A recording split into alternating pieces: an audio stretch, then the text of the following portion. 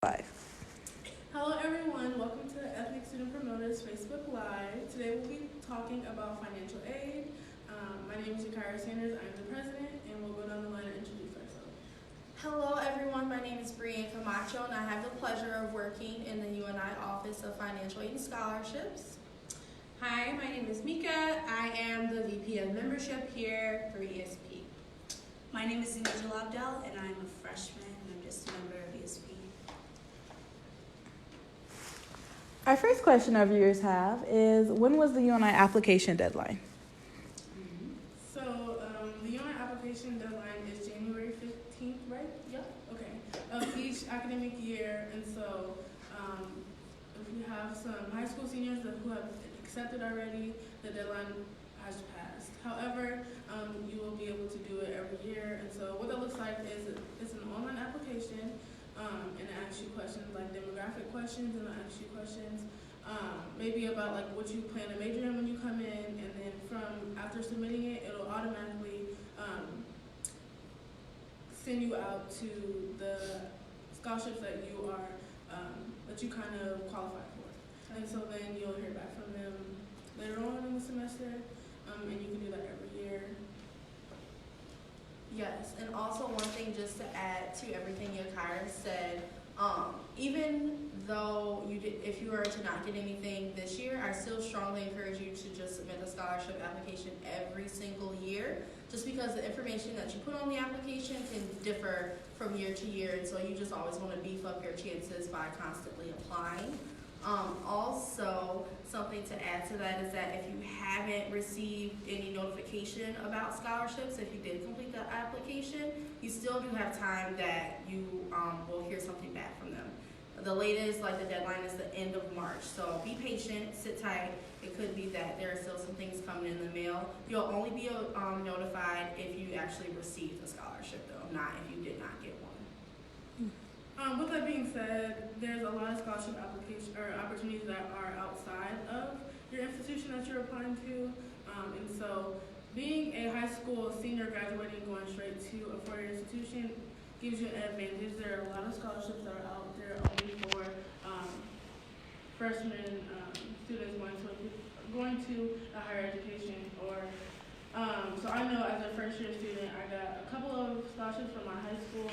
I got a few from like a church that I attended at the time, and then I got like random scholarships that I don't know where they came from. I literally just Googled college scholarships and filled out the application. Even if you look at like your parent or guardian's place of work, they may have like different scholarships or even different sort of grants that you could apply and get. Those would all come in and count as hometown scholarships. So the way I put it is that any money that's coming in that's free money is good money. So it really doesn't matter the dollar amount. Don't limit yourself to only wanting to apply for like big dollar scholarships, because literally the small amounts add up as well and can go towards books, other expenses that you may have, and really can also minimize the amount you have to take out in loans. Our next question is, what is the difference between grants, loans, and scholarships? That is a great question. So the best way I can shape it is that grants and scholarships are the free money. So basically that means that's the money that is gifted to you, you don't have to pay back. That's really important because you don't want to have to pay money back if you can help it. Now loans on the other end are funds that you will have to pay back eventually. If you're just talking about the regular Stafford loans that you get by completing the FAFSA, you do get to enjoy the benefit of having those deferred until you graduate from school, and it even can continuously be deferred as the further you continue on your education. So even if you go to like grad school and then proceed to get your doctorate degree, it can continue to be deferred with your loans, so you're not obligated to make payments while you're attending classes. Also with loans, something to be mindful of is that there's like limits and things to be careful with. So you do just want to make sure that you are realizing your investment in your future and that the loans come back in your name. It's not your parents' name, not your guardian's name, it's on you. So you want to make sure you're borrowing responsibly and actually realizing that you are investing in your future. So, take it seriously. We do have a question regarding back to the UNI scholarship, and a viewer was wondering how easy is it to apply for it? Oh, it's super easy. It's really easy. I'd say I did it, yeah, I did it last year and this year, and they asked you questions about like your demographic, what you want to major in, like where you grew up, your high school, all that stuff. They ask you for your GPA, your ACT score, and I submitted it, and I didn't realize it was like, I was like, okay, that was super easy, and then I got emails about all the scholarships that I qualified for, and then you just have to go online and accept all your scholarships, and then they go through. I think I would say that probably really is what like kept me going and applying for it even after my first year. Well, would have been my sophomore year. I didn't get any from UNI scholarships. I would say that how easy it was just you have to type like a general like essay. Like a lot of them are super general as they ask you for like specific things they want you to talk about. But it's super easy and like Yakara said, like they shoot them out to like everything that you're qualified for. So you don't have to have, you know, the hard thing of like having to go search for it and send this and that and keep filling out your GPA. You can just fill out your GPA once and then get going. And the essay questions are the same every year. Like I submitted different answers, but they ask you about your goals for one of the scholarship essay questions, and then they ask you, what's it? About like hardship. Adversity that you went through. So super easy. Another thing is you do have to have two references, and so that can look like, if you're a high school student, that can look like your counselor, a mentor that you have, maybe a basketball coach or something like that. And then once you get to UNI, you can work to make have mentors on campus, or maybe your advisor is going to be your reference. But just do want to let you know you do have to have two references, and they will contact them regarding your qualifications if you do get the scholarship. With that, are scholarships renewable? Yes, Yeah. some of them. Yep. Just like she said, some of them, but most of them that you receive are renewable just by having full-time enrollment and at least a 2.5 GPA, unless other specifically noted when you get that scholarship. So pay attention to like those details. But yes. Yeah, it's important to pay attention to what kind of things you have to maintain in order to keep the scholarship. So I do know that if at any time like your GPA falls below the requirement, in some cases you can appeal, but that might not always happen. So just kind of be mindful about, you know, you have to keep your grades up so that you can continue to get this money throughout the years. And if you do kind of mess up, kind of know ahead of time like what steps you have to take to potentially get the money back. Are there any resources that this campus offers to help students be financially responsible? Yes. Yes, so one of the resources I just, to kind of say is to toot my own office's horn is us in the Office of Financial Aid Scholarships. Everyone that's in there is super willing to sit down with you and go over things to help you be financially successful one-on-one. I also, even me personally, I have satellite hours also in the Center of the Multicultural Education so that I can be in a closer space to reach students if they don't want to come over to our Central Hub office in Gilchrist.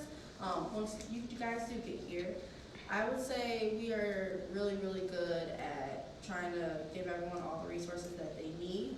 Also, as an incoming freshman, you do have a financial literacy requirement, which you can either satisfy that by doing our in-person Live Like a Student class or the online version of that, the Panther Cash course. The nice thing about that is it's going to teach you about budgeting, borrowing, tracking your spending, credit. Like, it's really going to get in depth, and it's nice because it's detailed more towards you instead of you just getting like the general of it. So yes. Do you get your name put in like a journal? Yep, so she just brought up a great point. By attending the Live Like a Student class, so the one that's in person, you get entered in to win a scholarship, and also you get a free t-shirt just for coming if you complete the course as well.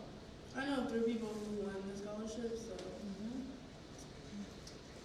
Another viewer has a question. What is the Direct Plus loan? So the Direct Plus loan is a loan that's in the parent's name. So sorry students, you can't just go in and accept that right off bat. Your parents actually have to go in to studentloans.gov and apply to receive that loan.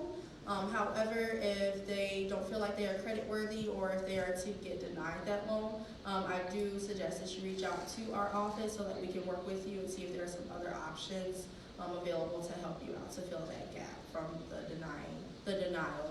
of the Plus Soul. There also is another question.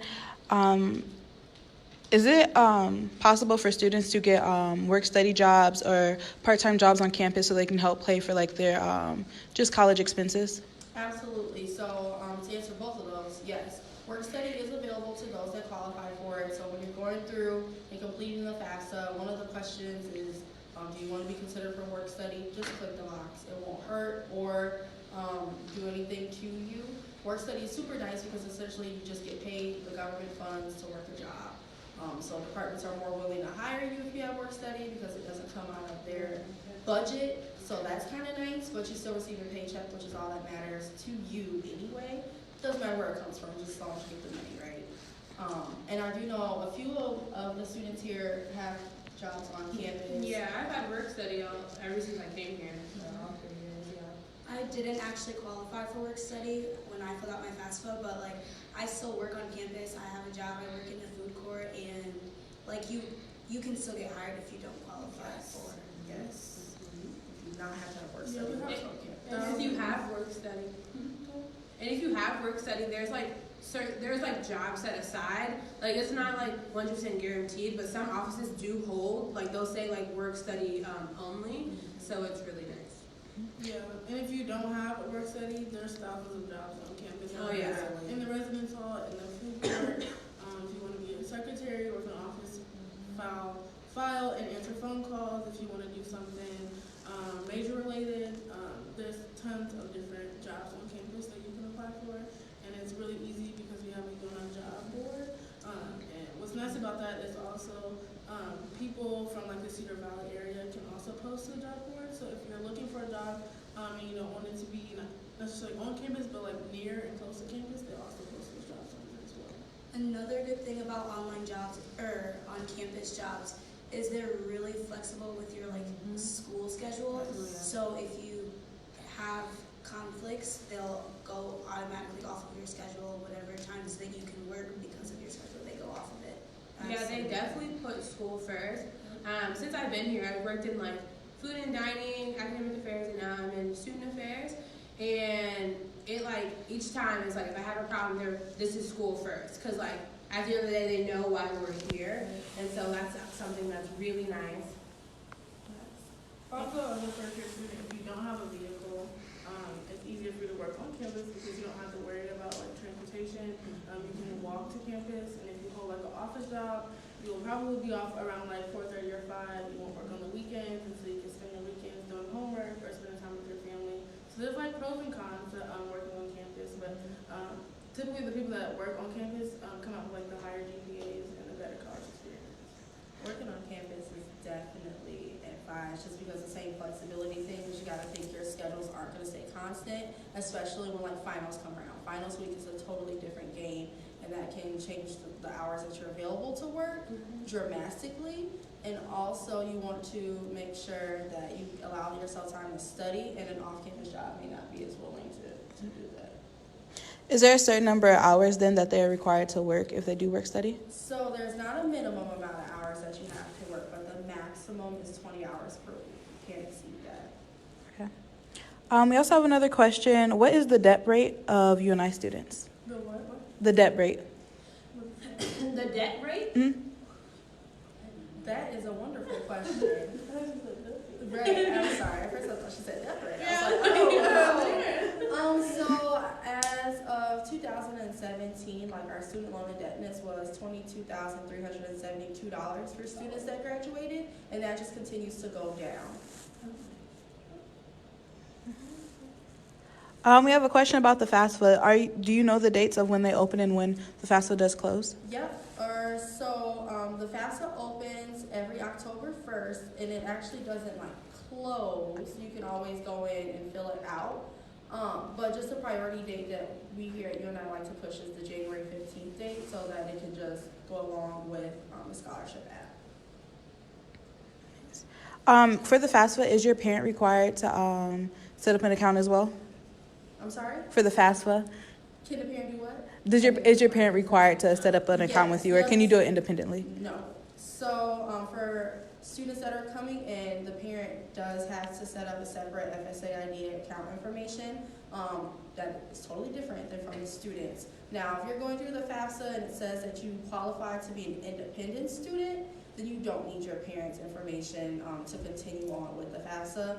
However, if it just says you're dependent, you will need to get your parents' information, so they'll have to have their own account so that they can come in and sign it.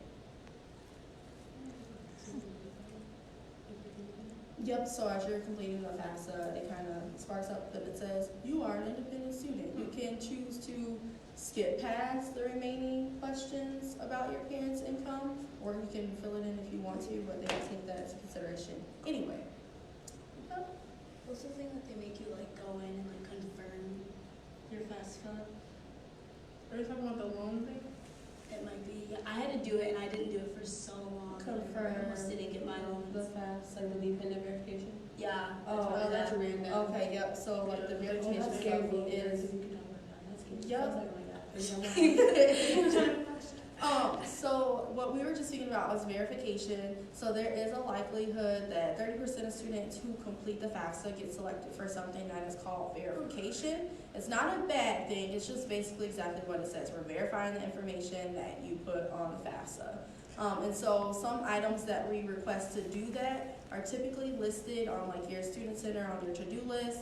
They can ask for things like your tax filing status or dependent verification form.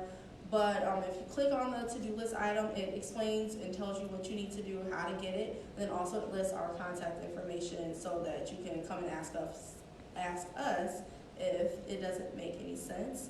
Also for the incoming freshmen, on your award letters that you received, if you were selected for verification, it is bright red on the bottom of the award letter, letting you know that you've been selected for verification and your award is pending upon actually completing that verification. Because if you don't complete the verification, your financial aid will not pay out. So just pay attention to the to-do list, pay attention to that award letter if you're incoming, and make sure that there aren't any items there listed, just so that you can get those taken care of before you get to school in August, so that you won't have anything to worry about. Because it can definitely be scary to just continue to look at that U-bill, and it's not getting fixed anytime soon, just because you have to submit 2 documents. Can you No, you're fine. The first time I had the dependent verification notification, I was scared. I was like, they think I'm trying to scam them. And so I didn't do anything. I guess what I'm saying is act upon it ASAP. I didn't do anything for a long time till it was that time where it was my tuition was accredited to my U-bill, and I'm looking at my U-bill, I'm stressing out.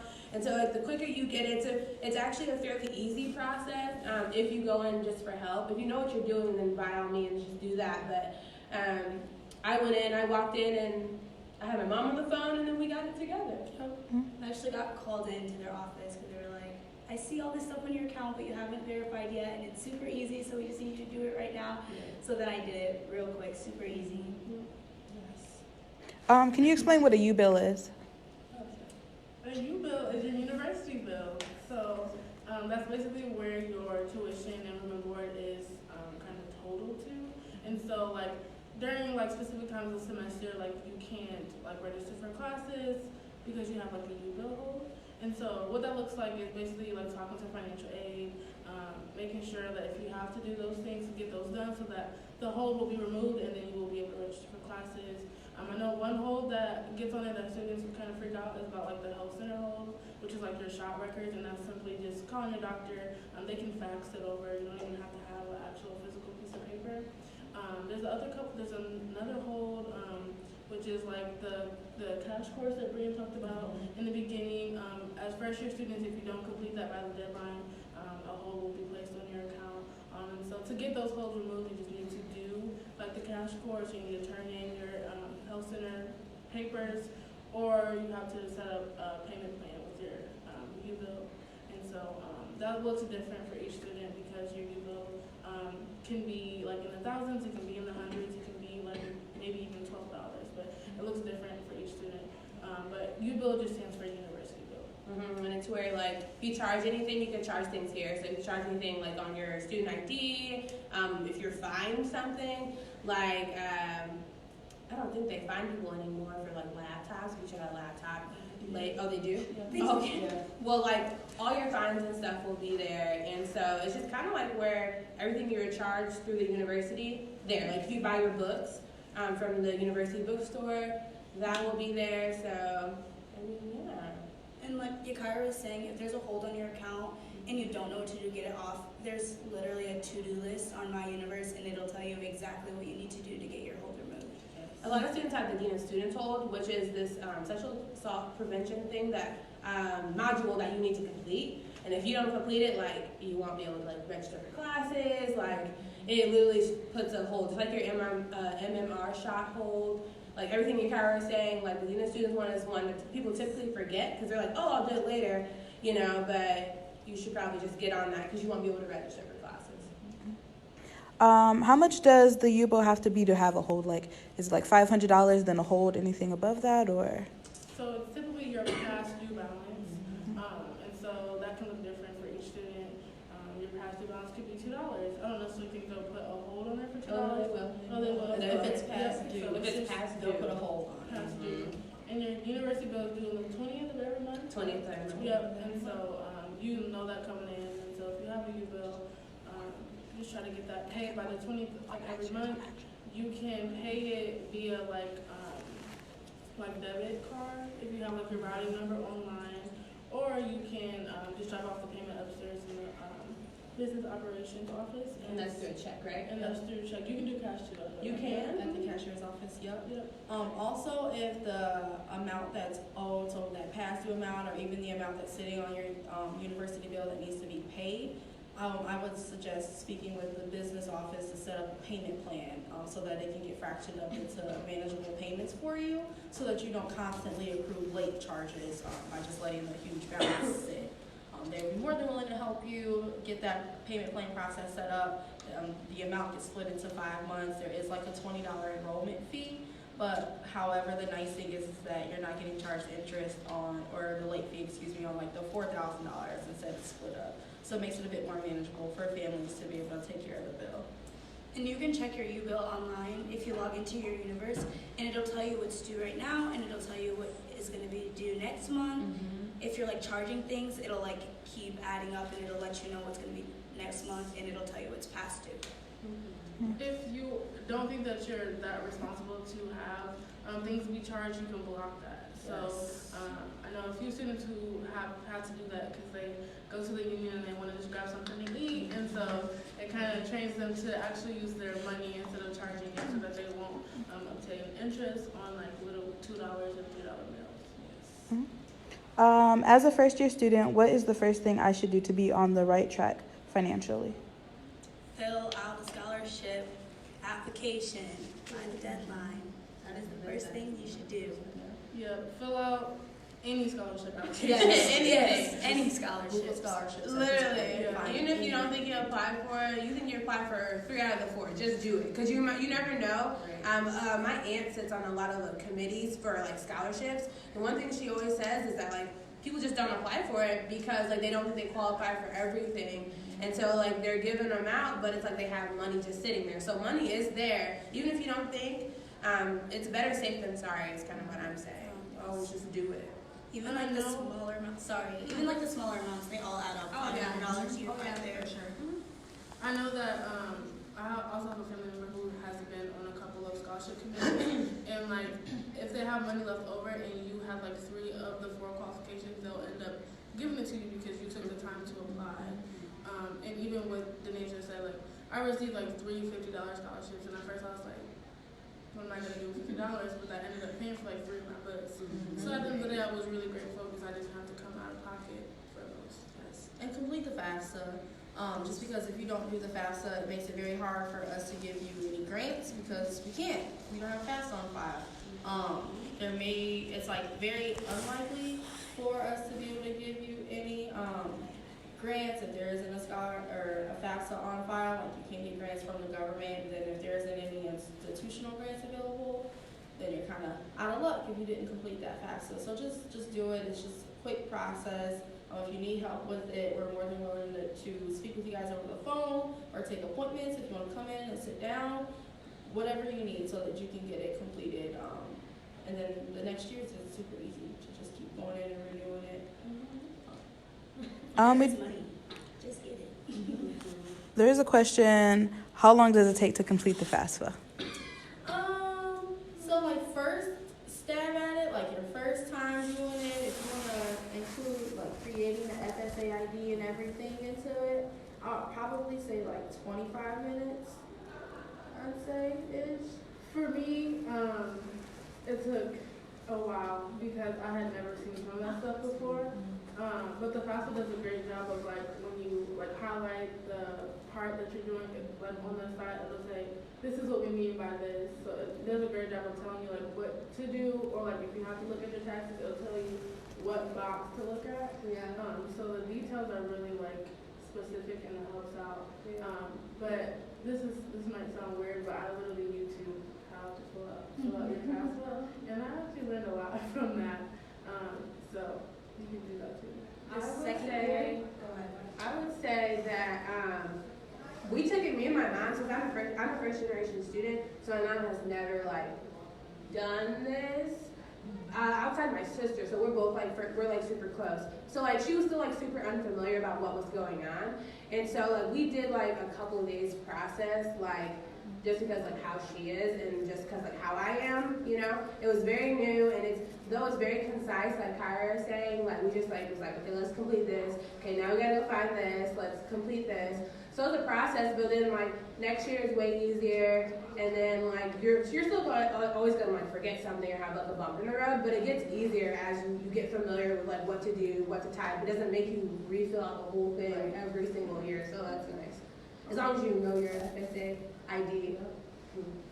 And also too, when you're going through to complete the FAFSA to kind of help speed up the process, when it gets to like asking for the income information, just click on link to IRS data retrieval tool to use that. Just because it's super nice, because it pulls the tax information directly from the IRS website, so that you don't have to go through trying to read line by line and total things up. It pulls it all for you. And so then you just move on to the next section. And it also helps clean up any possibility of having to verify that information, because we pulled it right from the IRS and they better not get it wrong. So less room for error by using that. There's another question. Are students assigned a financial advisor, or do you just go in and make an appointment with anyone? Wonderful question. So you're not assigned a financial aid advisor per se. So just come in and you can make an appointment. Now, if you meet with that person and you like that person, you can continuously meet with them moving forward. Nice. We do have a question back regarding to the FAFSA and the IRS. What if the IRS tool thing doesn't work? Do I have to do it over again? You have to fill out actual paperwork. So that happened for me, and I had to like fax the paperwork to my mom. She had to fill it out and give me that. Yeah, that's what we did too. The IRS data retrieval tool, I know it was down one year. Right? It was like messed up one year, but it was like that year we had to do the same thing. Like it was a bunch of faxing, but it's worth it because you get grants and you get like things like that. It's just like some things can get a bit tedious, but usually some people have a lot of success with the IRS. Yeah, that's what I used, and it was, my mom had to like log into her IRS stuff, and it just automatically connected. The people in the financial aid office know everything about that. I called them, I was like, look, I got this, I know what it means. They were like, come right in, and we'll get you squared away. I went in, talked maybe 7 minutes, everything was finalized within the 7 minutes that I was there.